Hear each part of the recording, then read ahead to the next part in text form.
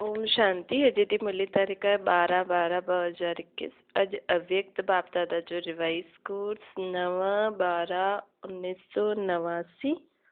अॼु मुरली में टॉपिक आहे योग युक्त युक्ति युक्त ठहण जी युक्ति।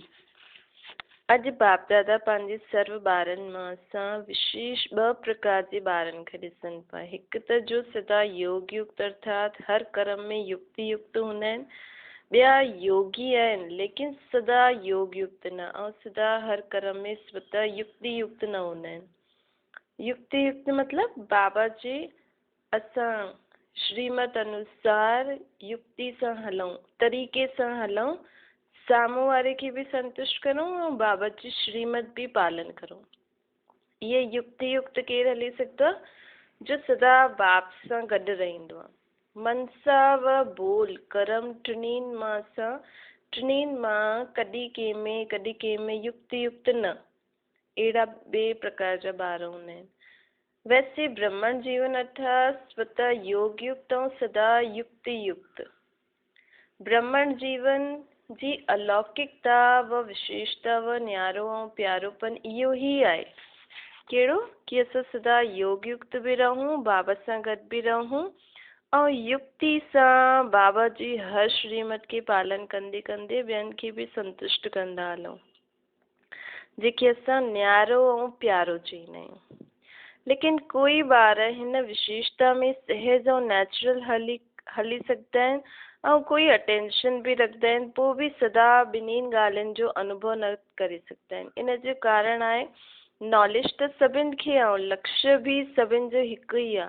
पोइ बि कोई लक्ष्य जे आधार सां हिन ॿिन्हिनि लक्ष्य अर्थात योग युक्त ऐं युक्ति युक्त स्थिति जी अनुभूति जे समीप ऐं कोई पोइ फास्ट पुरुषार्थ जे समीप ईंदो आहे, लेकिन कॾहिं समीप ऐं कॾहिं हलंदे हलंदे कोई जे कारणवश रुकी वेंदो आहे। कोई त हलंदो आहे, कोई रुकी बि पवंदो आहे। इन करे सदा लक्षण जे समीप अनुभूति न थी सघंदी आहे। सर्व ब्राह्मण आत्माउनि मां हिन श्रेष्ठ लक्ष्य ताईं नंबर 1 समीप केरु वियो आहे? ब्रह्मा बाप। हिकु ब्रह्मा बाप ही नॉलेज ऐं पंहिंजो लक्ष्य, जेको नॉलेज मिले थो, जेको लक्ष्य मिले थो, उन्हनि खे साथ साथ बाबा खणी हलिया आहिनि। बाबा चईंदा आहिनि कि इहो ब्रह्मा ही नंबर 1 वियो आहे। छा विधि अपनाई जो हिन सिद्धि खे प्राप्त कई? सदा योग युक्त रहण जी सरल विधि कहिड़ी आहे? सदा पंहिंजे खे सारथी ऐं साक्षी सम्झो। अगरि असांखे सदा इहो यादि रहंदो मां आत्मा भ्रुकुटी जे विच में वेठी आहियां ऐं कर्म करां थी बाबा सां गॾु, सारथी अर्थात आत्मा भ्रुकुटी जे विच में वेठी आहे, त असांखे सदा इहा योग युक्त ऐं युक्ति युक्त जी स्थिति असांजी रहंदी। तव्हां सभी श्रेष्ठ आत्माऊं हिन रथ ते सारथी आहियो। रथ खे हलाइण वारी आत्मा सारथी आहे। इहा स्मृति स्वतः ही हिन रथ अथवा देह खां न्यारी ठाहे छॾंदी आहे। कहिड़े बि प्रकार जे देह अभिमान खां न्यारो ठाहे छॾंदी आहे। देह भान खां न्यारो ठाहे छॾंदी आहे। देह भान न त स्वतः ही सहज योग युक्त ठही वेंदा आहियूं ऐं हर कर्म युक्ति युक्त योग युक्त स्वतः ही थींदो आहे। स्वयं खे सारथी सम्झण सां सर्व कर्मेंद्रियूं पंहिंजे कंट्रोल में रहंदियूं आहिनि। अर्थात सर्व कर्मेंद्रियुनि खे सदा लक्ष्य ऐं लक्षण जी मंज़िल जे समीप लाइण जी कंट्रोलिंग पावर अची वेंदी आहे। स्वयं सारथी कहिड़ी बि कर्मेंद्री जे वश न थी सघंदो आहे। छो जी माया जॾहिं कंहिंजे मथां बि वार कंदी आहे त माया जे वार करण जी विधि इहे ई हूंदी आहे। कोई न कोई स्थूल कर्मेंद्री व सूक्ष्म कर्मेंद्री मन बुद्धि संस्कार खे परवश ठाहे छॾंदी आहे। तव्हां सारथी आत्माउनि खे इहे महामंत्र वशीकरण मंत्र बाप सां मिलियो आहे। उनखे परिवर्तन कर वशीकरण जे बजाए वो वशीभूत ठाहे छॾंदी आहे। हिकु ॻाल्हि में बि वशीभूत थियो अर्थात कहिड़ी बि स्थूल सूक्ष्म कर्मेंद्री असांजी कहिड़ी बि ॻाल्हि में वशीभूत थी वई त सभी भूत प्रवेश थी वेंदा आहिनि। छो जी हिन भूतनि जी आपस में ॾाढी यूनिटी हूंदी आहे। हिकु भूत आयो त उहो सभिनि खे आह्वान कंदो आहे। पोइ छा थींदो आहे, इहे भूत सारथी खां स्वार्थी ठाहे छॾींदा आहिनि। तव्हां छा कंदा आहियो? जॾहिं सारथीपन जी स्मृति में ईंदा आहियो त भूतनि खे भॻाइण जी युद्ध कंदा आहियो। बाबा चवंदा आहिनि अगरि असां युद्ध जी स्थिति खे योग युक्त स्थिति थोरी चईंदासीं।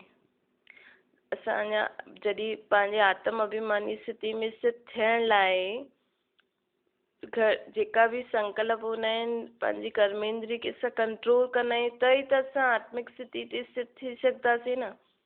लेकिन अञा ताईं असांखे युद्ध थोरी करिणो आहे। बाबा चए थो युद्ध कंदा रहंदा त पोइ योग युक्त स्थिति न थींदी। हिन करे योग युक्त व युक्ति युक्त मंज़िल जे समीप वञण जे बजाए पोइ रुकी वेंदा आहियूं। पहिरियों नंबर स्थिति में ॿियो नंबर में ईंदा वेंदा आहिनि। पोइ छा थींदो आहे, अगरि असां कंहिंजे बि वशीभूत थी वियासीं त असांखे सारथीपन आत्मिक स्थिति में स्थित थी करे बाबा खे यादि करण जे लाइ युद्ध करणी पवंदी त असां ॿिए नंबर में अची वेंदासीं। पहिरियों नंबर नेचुरल स्थिति हूंदी आहे कि मां आत्मा प्रकृति जे विच में आहियां, बाबा मूंसां गॾु आहे। सारथी अर्थात वश थियण वारो न, लेकिन वश करे हलण वारो। हिकु थींदी आहे नेचुरल सारथी स्थिति, हिकु थींदी आहे उन सारथी स्थिति खे प्राप्त करणु युद्ध करे। लेकिन जो सारथी स्थिति ते स्थित हूंदो आहे उहो कंहिंजे वश न थी सघंदो आहे। उहो कर्मेंद्री सूक्ष्म स्थूल कर्मेंद्रियुनि खे वश करे हलंदो आहे। त तव्हां कहिड़ा आहियो? तव्हां केरु आहियो? सारथी आहियो न। सारथी अर्थात आत्म अभिमानी। छो जी आत्मा ही सारथी आहे। ब्रह्मा बाप हिन विधि सां ई त नंबर 1 सिद्धि प्राप्त कई। हिन करे बाप बि हिन खे सारथी ठाही। सारथी ठहिण जो यादगार बाप असांखे करे ॾेखारी न ब्रह्मा बाबा। त फॉलो फादर करो। त बाबा चई इहो सारथी ठही करे हलो। त बाबा बि हिन जो सारथी ठहियो। सारथी ठही सदा सारथी जीवन में अति न्यारो ऐं प्यारी स्थिति जो अनुभव कराईनि। छो जी देह खे अधीन करे बाप प्रवेश थिए अर्थात सारथी ठहे। ब्रह्मा बाबा जे शरीर में बाबा ईंदा हुया। ब्रह्मा बाबा पंहिंजी सूक्ष्म स्थूल कर्मेंद्रियुनि खे कंट्रोल कई न, तॾहिं त परमात्मा जी बि हुन में प्रवेशता थी सघंदी। देह जे अधीन न ठहियो, हिन करे सदा न्यारो ऐं प्यारो रहियो। ईअं ई तव्हां बि ब्रह्मण आत्मायूं बि बाप समान सारथी जी स्थिति में स्थित रहो। हलते फिरते ये चेक करो कि मां सारथी अर्थात सर्व के हलाइण वारी न्यारी ऐं प्यारी स्थिति में स्थित आहियां। विच विच में ये चेक करो। ईअं न कि सॼो ॾींहुं बीती वञे पोइ राति जो असां चेक करो। सॼो ॾींहुं बीती वियो त बीती वियो समय सदा जे लाइ कमाई खां गवाइजी वियो। अगरि सॼो ॾींहुं असां ध्यानु ई न ॾिनो, सारथीपन जी स्थिति में न रहियासीं ऐं सोचो कि राति जो चेक कंदासीं, ठीकु आहे त कमाई त वई न, समय त वियो। गवाए करे पोइ होश में ईंदा आहियो। इहा स्वतः नेचुरल असांजो संस्कार थी वञनि हाणे कि मां आत्मा हिन शरीर खे हलाइण वारी आहियां, परमात्मा सां गॾु आहियां। कहिड़ी चेक बाबा चईंदा इहो नेचुरल संस्कार ठाहियो। कहिड़ो? चेकिंग जो। घड़ी घड़ी चेक करण जो बि नेचुरल संस्कार ठाहिणो। जीअं कंहिंजा कोई पुराणा संस्कार हिन ब्राह्मण जीवन में अञा बि अॻियां वधण में विघ्न ठही वेंदा आहिनि त चईंदा आहियूं न कि न चाहींदे हुए बि उहो संस्कारनि जे वश थी वेंदा आहियूं। जो न चाहींदा आहियूं उहो करे छॾंदा आहियूं। जॾहिं उल्टा संस्कार न चाहींदे हुए कोई बि कर्म कराइनि था त इहे नेचुरल चेकिंग जो शुद्ध संस्कार पंहिंजो न ठाहे सघंदा आहियूं। बिना महिनत जे चेकिंग सां शुद्ध संस्कार स्वतः ई कार्य करनि। मतलब असांजो चेकिंग करण जो संस्कार एॾा पक्का थी वञनि कि असां ऑटोमेटिकली असां घड़ी घड़ी पंहिंजे पाण खे चेक करो कि मां आत्म अभिमानी आहियां। ईअं न चईंदासीं कि भुलिजी वियासीं, ॾाढो बिज़ी हुया। न, अशुद्ध अथवा व्यर्थ संस्कार कई ॿारनि में अशुद्ध संस्कार न आहिनि लेकिन व्यर्थ संस्कार आहिनि। जीअं अशुभ व्यर्थ संस्कार बुलाईंदे बि भुली न सघंदा आहियो। इहे चईंदा आहियो मुंहिंजो भाव न हुयो लेकिन मुंहिंजो इहो पुराणो स्वभाव संस्कार आहे। त अशुद्ध न भूली सघंदा आहियो पोइ शुद्ध संस्कार कीअं भुलिजी सघंदा आहियो। त सार्थीपन जी स्थिति स्वतः ही स्व उन्नति जो शुद्ध संस्कार इमर्ज कंदी ऐं नेचुरल समय प्रमाण चेकिंग थींदी रहंदी। अशुद्ध आदत खां मजबूर थी वेंदा आहियो, हिन आदत खां मजबूत थी वेंदा। ॿियनि आदतुनि सां असां मजबूर आहियूं जीअं असां चईंदा आहियूं असांजो संस्कार आहे लेकिन अगरि इहा आदत पइजी वई त असां आत्मायूं मजबूत थी वेंदासीं। त ॿुधो सदा योग युक्त युक्ति युक्त रहण जी विधि छा थी? सारथी ॾेई हलणो। सारथी स्वतः ही साक्षी थी करे कुझु बि कंदो आहे, कंदो, ॾिसंदो, ॿुधंदो। साक्षी ठही ॾिसण, सोचण, करण सां सभु कुझु कंदे बि जीअं त असां निर्लेप रहंदासीं, अर्थात माया जो लेप सां न्यारो रहंदासीं। त पाठ पको कयो, ब्रह्मा बाप खे फॉलो करण वारा आहियो न, ब्रह्मा बाप सां तव्हांजो ॾाढो प्यार आहे न। प्यार जी निशानी छा थींदी आहे? समान थियण, अर्थात फॉलो करण। सभी टीचर्स जो बाप सां प्यार आहे। बाप सदा टीचर्स खे पंहिंजी सेवा जे समीप साथी सम्झंदा आहिनि। त पहिरों फॉलो टीचर्स कंदियूं। हिन में सदा इहे ई लक्ष्य रखो कि पहिरों मां, ईर्ष्या में पहिरों मां न, उहो नुक़सान कंदी आहे। शब्द उहो ई आहे पहिरों मां, लेकिन हिकु आहे ईर्ष्यावश पहिरों मां। त हिन खां पहिरों बाबा चईंदा आहिनि त हिन में पहिरों मां चओ कि मूंखे नंबर 1 वञिणो आहे, आत्म अभिमानी स्थिति में स्थित थियण जो। फर्स्ट हाणे फॉलो फादर में मैं करो, पहिरों मां चयो कयो त फर्स्ट सां गॾु पोइ फर्स्ट बि ईंदा। ब्रह्मा फर्स्ट आहे त सदा इहे ई लक्ष्य रखो कि टीचर्स अर्थात फॉलो फादर ऐं नंबर 1 फॉलो फादर। जीअं ब्रह्मा नंबर 1 ठहियो त फॉलो करण वारा बि नंबर 1 जो लक्ष्य रखनि। टीचर्स सभी अहिड़ी पक्कियूं आहिनि, हिम्मत आहे न बाबा खे फॉलो करण जी, छो जी टीचर्स अर्थात निमित ठहिण वारियूं अनेक आत्माउनि जी निमित आहिनि। त निमित ठहिण वारनि जे मथां केतिरी ज़िम्मेवारी आहे। जीअं ब्रह्मा बाप निमित ठहिया त ब्रह्मा बाप खे ॾिसी केतिरा ब्राह्मण तैयार थिया। ईअं ई टीचर्स कोई बि कार्य कंदी, चाहे रोटी ठाहे, सफ़ाई करे, लेकिन हर कर्म कंदे इहे स्मृति रहे कि मां निमित आहियां। अनेक आत्माउनि जे प्रति जो ऐं जीअं आहियां, जो मां कंदमि उहो ॿिया बि कंदा। मूंखे मुंहिंजो निमित आत्मा खे ॾिसी ॿिया बि कंदा। इन करे बाप दादा सदैव चईंदो आहे हिकु तरफ़ आहे भाषण करणु, ॿियो तरफ़ आहे बर्तन मांजणु। ॿिया ई कमनि में योग युक्त ऐं युक्ति युक्त रहो। कमु कहिड़ो बि हुजे लेकिन स्थिति सदा योग युक्त ऐं युक्ति युक्त हुजे। इहे न भाषण त करूं था तॾहिं योग युक्त रहो। भाषण कंदे समय, बर्तन मांजने समय साधारण कम था करूं त स्थिति बि साधारण। ईअं न थियणो खपे। हर समय फॉलो फादर। ॿुधियो अॻियां वेठियो आहियो न, वेहण में अॻियां केतिरो सुठो लॻंदो आहे, सदा अॻियां वधण में बि केतिरो सुठो लॻंदो। जॾहिं बि कोई अहिड़ो कड़ो संस्कार पीछो करे, कोशिश करे त इहे सीन यादि रखिजो।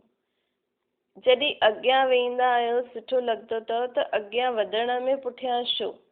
त जॾहिं कोई ॻाल्हि अचे त मधुबन में पहुची वञिजो ऐं पंहिंजे खे हिमत ऐं उमंग में लाहिजो। छो जी पुठियां रहण वारा त पुठियां ईंदा, तव्हां माण्हू पुठियां रहिजी वेंदव त पोइ पुठियां वारनि खे अॻियां करणो पवंदो। हिन करे सदा ई स्मृति रखो कि मूंखे अॻियां रहणो आहे। पुठियां रहण अर्थात प्रजा ठहण। प्रजा त न ठहिणो अथव न, प्रजा योगी त न हूंदी न, राजयोगी आहियो न तव्हां। त फॉलो फादर करो। अच्छा फॉरनर्स छा कंदा? फॉलो फादर कंदा न का केस ताईं पहुचंदा। सभी फर्स्ट में ईंदा, जो भी आया आहिनि फॉलो फादर करे फर्स्ट ईंदा। फास्ट रन करे फर्स्ट ईंदा। ये न सोचो कि फर्स्ट में त हिकु ईंदो, लेकिन फर्स्ट ग्रेड में त ॾाढा ईंदा न। फर्स्ट नंबर त ब्रह्मा आहे ई सही, लेकिन फर्स्ट ग्रेड में साथी थींदा न, इन करे फर्स्ट में अचिजो। इहे फर्स्ट न हूंदो, हिकु फर्स्ट न, हिकु ब्रह्मा बाबा त फिक्स थी वियो, बाक़ी तव्हां फर्स्ट ग्रेड में अचण वारा ॾाढा आहिनि। इन करे इहे न सोचो पहिरियों नंबर त फाइनल थी वियो, हिन करे सेकेंड में ईंदासीं। सेकेंड ग्रेड में न वञिजो। जो ओटे सो अव्वल अर्जुन, अव्वल नंबर माना अर्जुन। सभिनि खे फर्स्ट में अचण जो चांस आहे, सभु अची सघंदा आहिनि। फर्स्ट ग्रेड बेहद आहे, घटि न आहे। जो सभी फर्स्ट में ईंदा न, पक्को आहे न, सदा ब्रह्मा बाप की फॉलो करण वारा, सदा स्वतः योग युक्त युक्ति युक्त रहण वारा, सदा सारथी ठही कर्मेंद्रियनि खे श्रेष्ठ मार्ग ते हलाइण वारा, सदा मंजिल जे समीप रहण वारा, अहिड़े श्रेष्ठ सर्वश्रेष्ठ आत्माउनि खे बाप दादा जो यादि प्यार ऐं नमस्ते। अव्यक्त बाप दादा जा जोन वाइज उचारल हुआ महावाक्य, इंदौर जोन। बाप दादा जी श्रेष्ठ मत सां श्रेष्ठ गति खे प्राप्त कयो अथऊं। अहिड़ो अनुभव थिए थो न, जीअं मति उहा गति हूंदी आहे, त बाप जी श्रेष्ठ मत सो गति बि श्रेष्ठ थी वई। चईंदा आहिनि न, जीअं अंत मते उअं ई गति। इहे छो ॻाल्हि आहे, छो जी बाप चक्कर जे अंत में अची करे श्रेष्ठ मत ॾींदो आहे न, त अंत समय में श्रेष्ठ मत वठण वारा आहियो ऐं अनेक जन्म सदगति के प्राप्त करण वारा आहियो। हिन समय बेहद जी अंत मते सो गति श्रेष्ठ थी वेंदी आहे, त हिन समय जो ही यादगार भक्ति में हलंदो आहे। हिकु जन्म जी श्रेष्ठ मत सां केतिरो जन्म ताईं श्रेष्ठ गति प्राप्त कंदा आहियो। सभु यादगार इन संगम युग जा आहिनि। यादगार छो ठाहिया, छो जी हिन समय तव्हां यादि में रही करे कर्म कंदा आहियो। हर कर्म जो यादगार ठहियल आहे। तव्हां अमृत वेले विधि पूर्वक उथंदव त ॾिसो तव्हांजे यादगार चित्र में बि विधि पूर्वक उठाईंदा आहिनि, केतिरो प्यार सां उठाईंदा आहिनि। चाहे जड़ चित्र आहिनि, लेकिन दिलि सां स्नेह सां उठाईंदा आहिनि। उथाईंदा बि आहिनि त खिलाईंदा बि आहिनि त सुम्हाईंदा बि आहिनि, छो जी तव्हां हिन समय सभु यादि जे विधि पूर्वक में रहंदा आहियो न। खाइण बि विधि पूर्वक, भोग लॻाए करे खाईंदा आहियो, या जीअं आहे उअं ई खायो। ईअं न कंहिंखे रोटी ॾियणी आहे त जल्दी जल्दी भोग लॻायो ई न। अगरि कंहिंखे ॾियणी आहे, कोई मजबूरी आहे, त पहिरियों बाबा जे लाइ अलॻि कढो। ईअं न कंहिंखे खाराए करे पुठियां भोग लॻायो, उहो अलॻि कढी छॾो, हुनखे ॾेई छॾो। पोइ उहो जेको पहिरियों कढियो उहो उन सां बाबा खे भोग लॻायो, लेकिन पहिरियों हुनखे ॾेई छॾियो, पोइ हुन मां ई कढी करे बाबा खे भोग त लॻाईं न। विधि पूर्वक ठाहिण सां खाइण सां सिद्धि प्राप्त थींदी आहे, ख़ुशी बि थींदी आहे, निरंतर यादि सहज रहंदी आहे। त अमृत वेले खां राति ताईं जो बि कर्म कंदा यादि सां विधि पूर्वक करो, तॾहिं हर कर्म जी सिद्धि मिलंदी। सिद्धि अर्थात प्रत्यक्ष फल प्राप्त थींदो। सभिनि खां वॾे ते वॾी सिद्धि आहे प्रत्यक्ष फल जे रूप में अतींद्र सुख जी अनुभूति। सदा सुख जी लहरियूं, ख़ुशी जी लहरियुनि में लहराईंदा रहो। पहिरियों प्रत्यक्ष फल मिलंदो आहे, पोइ भविष्य फल मिलंदो आहे। हिन समय जो प्रत्यक्ष फल अनेक जन्मनि जे फल सां खां श्रेष्ठ आहे, छो जी हिते ताज़ो डायरेक्ट थो मिले न। बाप सां गॾु असां अनुभूति था करूं अतींद्र सुख। अगरि सभी हाणे प्रत्यक्ष फल न खाईंदव त सॼे कल्प में कॾहिं बि न खाईंदव। हाणे कयो, हाणे मिलियो, त हिनखे चइबो आहे प्रत्यक्ष फल।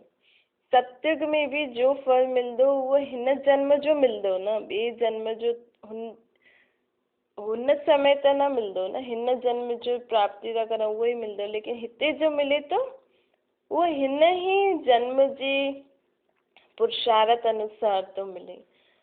अर्थात हाणे जो फल तो मिले, त प्रत्यक्ष फल सां वंचित न रहणो आहे। सदा फल खाईंदा रहो। ये प्रत्यक्ष फल सुठो लगदो आहे। अहिड़ो भाग्य कॾहिं सोचियो कि भगवान द्वारा फल मिलंदो त ये स्वप्न में भी न हूंदो। त जो ॻाल्हि ख़्याल में न हुई, ख्वाब में न हुई, वो मिली वञे त केतिरी ख़ुशी थींदी आहे।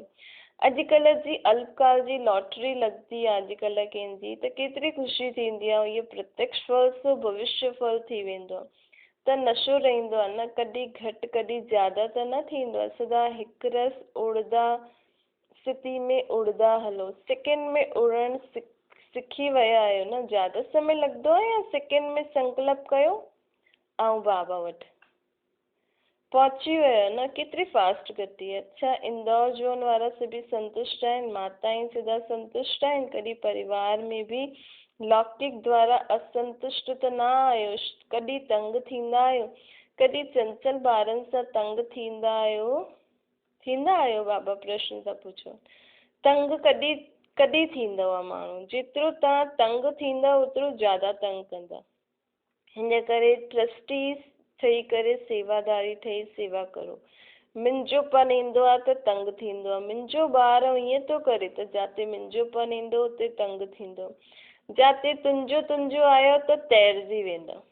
त तैरण वारा आहियो न। सदा तुंहिंजो माना सुमान में रहण। मुंहिंजो चवण मतिलबु अभिमान अचणु। तुंहिंजो माना सुमान में रहण। सदा सुमान में रहण वारा अर्थात मुंहिंजो अर्थात तेरा मञण वारो, तुंहिंजो मञण वारो। सदा सुमान में रहण वारा था तुंहिंजो सम्झण वारो। इहो ई यादि रखिजो। अच्छा, डबल फॉरनर्स भी सिकिलंदा आहिनि, थोड़ा आहिनि। केतिरी ख़ुशी रहंदी आहे। वर्णन उन्हनि जो वर्णन करे सघंदा आहियो? बेहद जो बाप जो प्राप्ति भी बेहद जी आहे। इन करे हद जी गिनती न करे सघंदा आहियूं। बाप दादा त डबल विदेशी ॿारनि के तीव्र पुरुषार्थ जी रफ़्तार सां ॾिसी करे ख़ुशि थींदा आहिनि। भारतवासी त भारत जी ही ॻाल्हियूं ॿुधंदा आहिनि, भारत जी ही ॻाल्हियुनि खे ॼाणंदा आहिनि। लेकिन विदेश वारा ॿार रही करे भारत जे बारे में था ॼाणनि त केतिरी ख़ुशी थींदी हूंदी। लेकिन इहे माण्हू न ॼाणंदे हुए बि एतिरो समीप तीव्र पुरुषार्थी ठहिया आहिनि के फॉरनर्स। त कमाल आहे न। त डबल लकी थी वियो। भारतवासियुनि खे छा नशो आहे कि असां ही हर कल्प जा अविनाशी भारतवासी ठहींदासीं। ये नशो आहे न। अविनाशी खंड भारत आहे। हर हिक खे पंहिंजो पंहिंजो नशो आहे। सभी खे भारत में अचिणो ही आहे। ऐं तव्हां वेठा ई भारत में आहियो। अच्छा, ओम शांति। वरदान आहे पंहिंजे मस्तक द्वारा टियों नेत्र जो साक्षात्कार कराइण वारा सच्चा योगी ठहो। यादगार में योगी जे मस्तक ते टियों नेत्र ॾेखारींदा आहिनि। तव्हां सच्चा योगी ॿार भी पंहिंजे मस्तक द्वारा टे नेत्र जो साक्षात्कार कराइण जे लाइ सदा बुद्धि द्वारा हिकु बाप जे संग में रहो। बुद्धि खे कॾहिं असांखे बिज़ी न रखिणो आहे। बुद्धि जॾहिं बिज़ी थींदी आहे न, शो छा कीअं इन्हनि ॻाल्हियुनि में जॾहिं बुद्धि बिज़ी रहंदी त बाबा जो संग न अनुभव थींदो। त बुद्धि खे फ्री रखण अर्थात प्रश्ननि खां मुक्त रहण। सदा बुद्धि में मां ऐं बाबा टियों कोई आहे ई न। जॾहिं अहिड़ी स्थिति थींदी तॾहिं टियों नेत्र जो साक्षात्कार थींदो। अगरि बुद्धि में कोई टियों अची वियो त पोइ टियों नेत्र बंदि थी वेंदो।